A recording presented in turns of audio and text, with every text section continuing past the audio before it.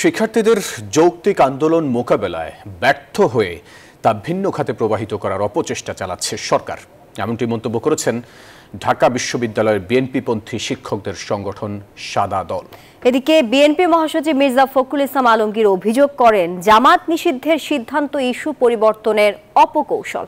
মঙ্গলবার পৃথক সংবাদ সম্মেলনে তারা এসব কথা জানায়। আমরা দৃঢ়ভাবে বিশ্বাস করি চলমান ছাত্র আন্দোলনকে কেন্দ্র করে প্রাণহানি ও উদ্ভূত পরিস্থিতি নিয়ে সংবাদ সম্মেলনের আয়োজন করে ঢাকা বিশ্ববিদ্যালয়ের বিএনপিপন্থী শিক্ষকদের সংগঠন সাদা দল। এ সময় লিখিত বক্তব্যে সংগঠনটির আহ্বায়ক অভিযোগ করেন, শিক্ষার্থীদের আন্দোলনকে ব্যর্থ করতে সরকার ষড়যন্ত্র তত্ত্ব নিয়ে মাঠে নেমেছে। শিক্ষার্থীদের এই যৌক্তিক আন্দোলন মোকাবেলা করতে ব্যর্থ হয়ে সরকার ষড়যন্ত্র তত্ত্ব এবং তৃতীয় পক্ষের ইন্ধন ইত্যাদি বয়ান তৈরি করে ঘটনাকে ভিন্ন খাতে প্রভাবিত করার অপচেষ্টা চালাচ্ছে। নতুন এক্সপেল এর নতুন ফর্মুলা আরপিএম এর ডুয়েল অ্যাকশনে ঘরের মশা বাঁচবে না, বাইরের মশা আসবে না।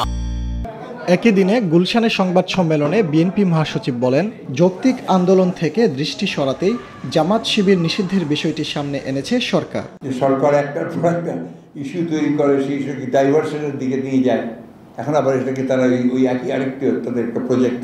আমরা বিশ্বাস করি যে যারা যারা এখানে রাজনীতি করে তাদের অধিকার আছে রাজনীতি করার।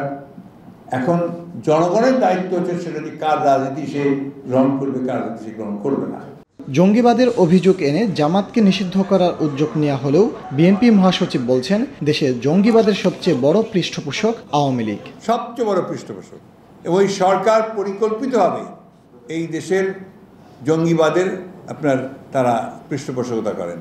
ফজলে রাব্বী সৌরভ, নিউজ 24, ঢাকা।